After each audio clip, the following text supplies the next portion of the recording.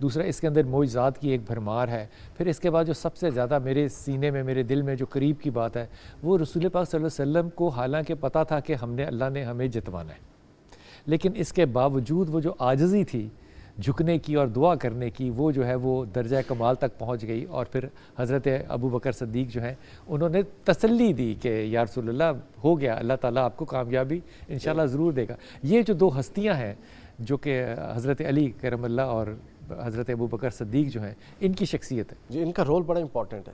جب رسول اللہ رات کو گریہ وزاری کر رہے ہیں تو جناب صدیق اکبر رضی اللہ تعالیٰ عنہ ان کو تسلیاں دے رہے ہیں، اور اتنی گریہ وزاری کی کہ یہ آپ کے دائیں کاندھے سے کملی نیچے گر گئی روتے ہوئے، اور انہوں نے تسلی دی کہ باری تعالیٰ کہ یا رسول اللہ، اللہ تعالیٰ آپ کو آپ کی مدد و نصرت ہوگی، بہر صورت ہوگی انشاءاللہ. آپ یہاں پر اسی بات سے یہ دیکھیے کہ یہ والا واقعہ کیا بتاتا ہے رسول اللہ کی گریہ وزاری، اور پھر اسی کو جوڑیے فتح مکہ کے ساتھ کہ جب فتح ہو کے واپس آ رہے ہیں تو آپ کا جو امامہ مبارک ہے اس کا یہ اگلا حصہ اونٹنی کی پشت پہ لگ رہا ہے. اتنے جھکے ہوئے ہیں، اتنے جھکے ہوئے ہیں. یعنی عاجزی اس کو کہتے ہیں انسانی قدروں کا احیاء جو رسول اللہ نے دوبارہ دیا. اچھا، اب دوسری شخصیت اس میں یہ ہے، ایک تو وہ ہے جو رسول اللہ کو اندر تسلی دیتی ہے، اور ایک شخصیت وہ ہے جس کو علی المرتضیٰ کہتے ہیں جو مرد میدان ہے، اور اس نے بدر کے دن کیا مار کا ہے انجام دیے. آپ دیکھیں روایات میں یہ ہے کہ 70 کفار مارے گئے، اس میں سے 35 کو ساری 312 مار رہی ہیں اور 35 کو ایک اکیلا مار رہا ہے، اور اس اکیلے کا نام علی المرتضیٰ ہے. اچھا، اس روایت پر لوگ جرح کرتے ہیں، میں تھوڑی اس پر بات کرنا چاہتا ہوں. اجازت چاہیے؟ کیوں؟ اجازت چاہیے نا؟ جی جی بسم اللہ. آپ کو لطف آئے گا. پہلے میں ان کے نام بتاؤں گا جن کو حضرت علی نے مارا. ولید بن عتبہ کو مارا، حارث بن ربیعہ کو مارا، منزلہ بن ابی سفیان کو مارا، عقیل بن الاسود کو مارا، نوفل بن خویلد کو مارا، عاص بن سعید کو مارا، حرملہ کو مارا، ابو قیس کو مارا، عاجز کو مارا، تحسیر بن المجاج کو مارا، عاص بن منیبہ کو مارا، ازما کو مارا، حارث کو مارا، عمر بن عثمان کو مارا، مالک بن طلحہ کو مارا. یہ 16 وہ لوگ ہیں جن کو حضرت علی نے مارا. اب سنیں ان کے نام ہیں. لوگ کہتے ہیں 35 والی روایت ٹھیک نہیں، اس کی تطبیق سن لیں. یہ 16 لوگ وہ ہیں جن پر کسی اور کی تلوار کا وار ہی نہیں ہوا، یہ صرف علی کے ہتھے چڑھے ہوئے تھے. اور باقی 15 وہ ہیں جن کو زخم کسی اور نے لگائے تھے، واصل جہنم علی نے کیا تھا. کیا بات ہے. تو 35 لوگ، یعنی یہی بدر کا معاملہ، یہی احد کا معاملہ، جب کئی لوگ اس جو ایک گمسان کا رن پڑا نا تو کئی لوگ پیچھے ہٹ گئے. تو اگر کوئی ڈھال بن کے رسول اللہ کے آگے کھڑا تھا تو علی تھا.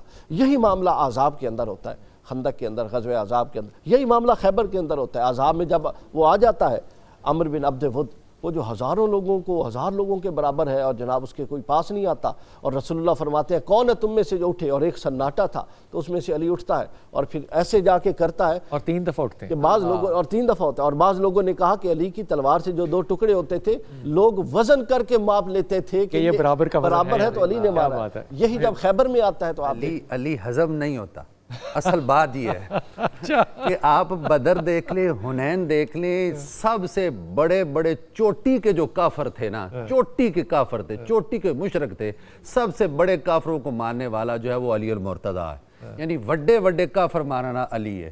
اس لیے سیدنا علی المرتضیٰ رضی اللہ تعالی عنہ کرم اللہ وجہہ الکریم کا اگر آپ رول دیکھتے ہیں تو اس کے اندر آپ کو یہ بات نظر آئے گی کہ بدر کے اندر آپ ہر سمت اگر رسول اللہ کی زیارت کر رہے ہیں، دیکھ بھال کر رہے تو وہ علی المرتضیٰ ہیں، اور جنگ کے اندر مقابل کے اندر ہیں تو وہ علی المرتضیٰ ہیں، اور اپنے بندوں کو سنبھالا دینے کے لیے آتے ہیں تو وہ علی المرتضیٰ ہیں. تو اگر آپ دیکھیں گے تو ہر طرف آپ کو علی نظر آئے گا. کیا بات. اور جب احد میں مسئلہ بن گیا، احد میں جب کچھ لوگ آگے پیچھے ہو گئے تو گھوڑا لے کے جو دوڑ رہے ہیں اور بتا رہے ہیں نہیں رسول اللہ نہیں شہید ہوئے، رسول اللہ موجود ہے، وہ علی المرتضیٰ ہیں. جو پکڑ کے واپس رسول اللہ کے پاس لا رہے ہیں وہ علی المرتضیٰ ہیں.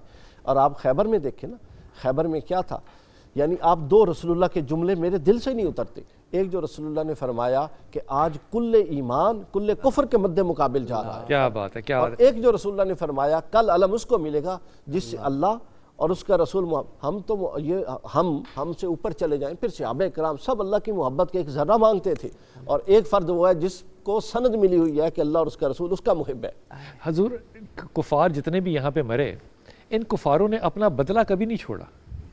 سر اس کے اندر یہ کربلا تک جاتی ہے بات، کربلا تک. اور اس کے لیے جب آپ نے وہ کربلا کے بعد کی جو آپ نے یزید کی جو بات سنی ہو تو اس نے یہ کہا تھا کہ ہم نے اپنے آبا و اجداد کا بدلہ لے لیا ہے.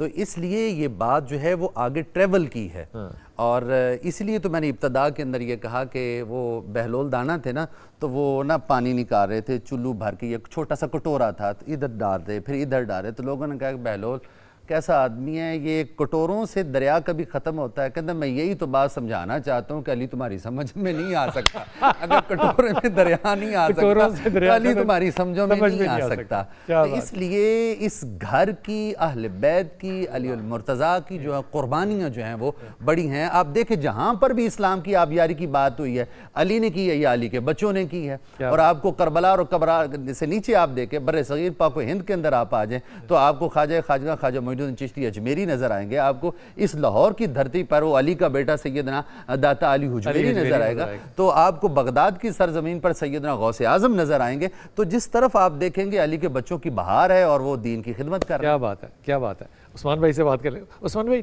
اس پہ جو ایک نفسیاتی اثر پڑا چھوٹے سے مسلمانوں کا، ظاہر ہے یہ بہت بڑا ایک کیا کہنا چاہیے، ایک شرمناک شکست ہوئی کہ 1000 لوگ ہیں اور یہاں 313 ہیں اور بے سر و سامان ہیں، اس کے باوجود اتنے بڑے سردار جو ہیں وہ جنگ لڑنے کے لیے آئے، لیکن اللہ کی مرضی جو تھی وہ کچھ اور ہے۔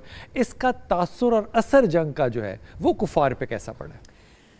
حضرت جی، جنگ شروع ہونے سے پہلے نا مشرکین مکہ نے عمر بن وہب کو بھیجا جی کہ جاؤ جا کے چکر لگا کے آؤ، یہ لوگ تھوڑے نظر آ رہے ہیں، پیچھے سے کوئی کمک تو نہیں ان کو آ سکتی۔ اس نے آ کے چکر لگا کے واپس گیا، اس نے جا کے بتایا کہ کم و بیش اوپر یا نیچے 300 کے قریب لوگ ہیں، لیکن جو مجھے وہاں پہ نظر آ رہا ہے نا کہ ہر اونٹ کے اوپر موت بیٹھی ہوئی ہے، اور میں اللہ کی قسم، اس نے قسم کھا کے کہا، میں اللہ کی قسم کھا کے کہتا ہوں کہ ان میں سے کوئی بھی بندہ قتل نہیں ہوگا جب تک تمہارا ایک بندہ وہ قتل نہ کر لے۔ ہائے ہائے ہائے، پیچھے سے ان کو کوئی کمک نہیں۔ اب وہاں سے ہی بات ان کی سمجھ میں آ گئی۔ اب جب پہلے یہ 3 لوگ نکلے ہیں، حضرت عبداللہ بن رواحہ نکلے اور افرا کے بیٹے دونوں نکلے، اور ادھر سے وہ ولید آیا، عتبہ آیا، شیبہ آئے، یہ تینوں جب آئے ہیں تو اس وقت جب انہوں نے کہا نا کسانوں سے ہم نے جنگ نہیں کرنی، تو پیچھے حضرت ابو حذیفہ بیٹھے ہوئے تھے۔ حضرت ابو حذیفہ نے فرمایا یا رسول اللہ پھر ابے کے مقابلے میں مجھے بھیج۔ کیا حضرت جی بڑی ہمت چاہیے، بڑی ہمت۔ جب عتبہ کو گھسیٹ کے ڈال رہے تھے نا کنویں میں، تو رسول اللہ صلی اللہ علیہ وسلم نے اپنے اس دیوانے کی طرف دیکھا، حضرت ابو حذیفہ کی طرف، تو آپ کے چہرے پہ نا تھوڑی سی پریشانی کی آثار۔ تو رسول اللہ نے فرمایا ابو حذیفہ پریشان لگ رہے ہو باپ کی محبت کی وجہ سے، باپ قتل ہو گئے۔ فرمایا اللہ کی قسم ہے یا رسول اللہ باپ کے مرنے کا کوئی دکھ نہیں، آپ کے مقابلے میں اس بات کا دکھ ہے کہ یا رسول اللہ میرا ابا سیانہ بڑا تھا، مجھے امید تھی کہ ایک دن اسلام کی روشنی کو پا لے گا اور ایمان لے کے آئے، لیکن افسوس ہے قبیلے کے پیچھے لگ۔ یہ جب لوگ یہاں سے بھاگ کے گئے نا، سب سے پہلے ایک بندہ، اس کے بعد ابو سفیان گئے، وہاں پہ ابو لہب پہلے سے بیٹھا ہوا تھا۔ وہاں پہ پھر جب اس نے جا کے بتایا ہے نا کہ یار ہمیں شکست ہو گئی ہے اور مسلمان جو ہمارے اوپر غالب آ گئے، یہ تو کفار کا معاملہ تھا۔ جب زید بن حارثہ واپس آئے ہیں نا، حضرت اسامہ بن زید نے پوچھا کہ ابا جان واقعی فتح ہو گئی؟ منافقین نے اتنا، کیونکہ وہ رسول اللہ کے اونٹ کے اوپر بیٹھے ہوئے تھے، آپ نے شاید بریک لے لی۔